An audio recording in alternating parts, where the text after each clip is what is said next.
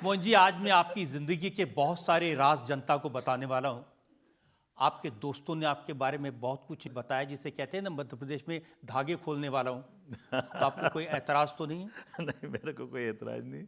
लेकिन मैं भी तो देखता हूँ, वैसे आपके लिए ये जो रिसर्च होती है वाकई अद्भुत होती है। मैं आपको बधाई देना चाहता हूँ। देखिए, 1982 में आपके मित्र कहते हैं कि आपका मेडिकल कॉलेज में एडमिशन हो गया था। एमबीबीएस करना था, परिवार वाले चाहते थे कि बेटा डॉक्टर बने, लेकिन आप चले गए बीएससी करने, चुनाव लड़ने। क्या है, मैं आते ही जॉइंट सेक्रेटरी के लिए चुनाव लड़ लिया फर्स्ट ईयर बीएससी में। और ये बात सही, हमारे उस समय पीएमटी होती थी, तो पीएमटी की मैंने एग्ज़ाम क्लियर की तो मेरा मेडिकल कॉलेज में एडमिशन हो गया। अब हम दसों साल से कभी साइंस कॉलेज जीते नहीं थे और यूनिवर्सिटी और कई चुनाव लड़ना थे, तो हमारे सारे मित्रों ने कहा कि अरे कहाँ एमबीबीएस करना है, और आप तो बीएससी करो, अपने को चुनाव लड़ना है। तो हमने कहा ठीक है, पार्टी के कारण चुनाव लड़ लेते हैं। तो बीएससी करने आ गए, एमबीबीएस छोड़ दिया। सेकेंड ईयर में प्रेसिडेंट बने, आगे जितना परमात्मा ने लिखा था वो बीएससी करने के बाद बाकी पढ़ाई कर ली। लेकिन मैं उसके पीछे मेरा भाव इतना ही था कि हम अपनी जीवन की लाइन में पढ़ाई का, डिग्री का अपना एक महत्व है, लेकिन अपने को जो अच्छा लगे उस दिशा में भी चलें तो ज़्यादा अच्छा रहता अपनी धुन में रहना है, जो चाहूँ करना है। है। जो चाहो वो तो नहीं करना, लेकिन जो करना है वो अच्छे से अच्छा कर सकते अब हैं, वो देखिए, करना है। 86 में मुझे पता चला कि आपको डिप्टी कलेक्टर बनाने की ऑफर हुई। ये बात सही है कि एमपीपीएससी के माध्यम से मुझे बताया गया कि आप बीएससी एलएलबी कर लिया तो आप डिप्टी कलेक्टर बन जाएं। तो हमने कहा डिप्टी कलेक्टर तो बन जाए, लेकिन हम अपनी सर्विस में, हमारी ज़िंदगी व्यक्तिगत तो हो सकती है, लेकिन ऐसे कई सारे लोग हैं, जैसे मैं आपको बुरा मत मानिएगा, हमारे अपने अतीत के उदाहरण भी ऐसे बहुत सारे हैं। अभी भी मैं जब एज ए सीएम शिक्षा मंत्री कई युवाओं को बुला के पूछता हूँ आगे क्या करना, तो कोई कलेक्टर बनना चाहता, कोई डॉक्टर बनना चाहता, कोई इंजीनियर बनना चाहता, नेता कोई नहीं बनना चाहता। तो नेता क्यों नहीं बनना चाहिए, नेता भी अच्छे हो सकते हैं, इसलिए मैंने अपने क्या ये भी सच है कि आपको एक्टर बनने का मौका भी मिला था?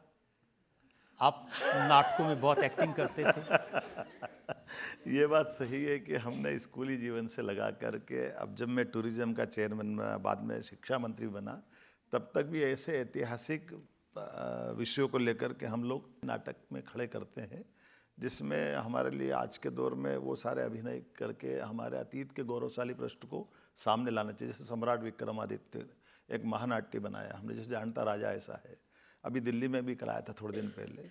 तो विक्रमादित्य के चरित्र की बहुत सारी बातें ऐसे कई सारे, तो उसमें जब 100-200 कलाकारों के साथ काम करने के लिए बड़ा मंच खड़ा करते हैं, तो मेरे मन में आता है कि भाई जो छोटे से छोटा कार्यकर्ता काम कर रहा है, तो बड़े से बड़े आदमी को भी उनके साथ उनके जैसा बन जाना चाहिए। तो उसमें अभिनय से तो हमारी अंदर की प्रतिभा भी आती है, सबका विश्वास आता है, तो टीम भावना अच्छी रहती है। और अभिनय का तो परमात्मा की दया है, करने में क्या दिक्कत है, अच्छे से अच्छा कर सकते हैं, इसलिए इस अभिनय की लाइन को पकड़ा। देखिए, मध्य प्रदेश से बड़े बड़े कलाकार हुए, किशोर कुमार, लता मंगेशकर, सलमान खान इंदौर के हैं। तो आपको नहीं लगा कि आप भी मुंबई जाके हीरो बन जाएं?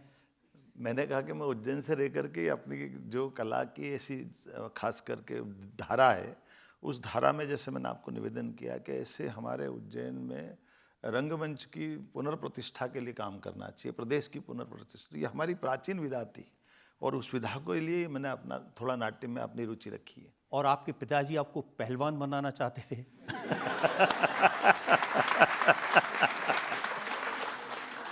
देखिए, ये बात सही है कि यादव बंधु है, तो खाने पीने में परमात्मा की दया, दूध दही घी पर्याप्त है।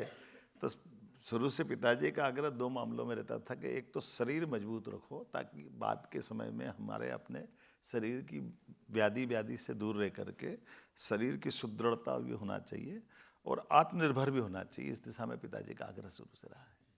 मध्य प्रदेश में, इंदौर में, उज्जैन में जब लोग आपकी तलवारबाजी देखते थे, आपकी लाठी चलाने का तरीका देखते, तो आश्चर्यचकित हो जाते थे। आश्चर्यचकित का तो मैं नहीं कह सकता, लेकिन ये मैं कर सकता हूँ, मुझे मालूम है बहुत अच्छे से, क्योंकि हमारी धार्मिक नगरी है।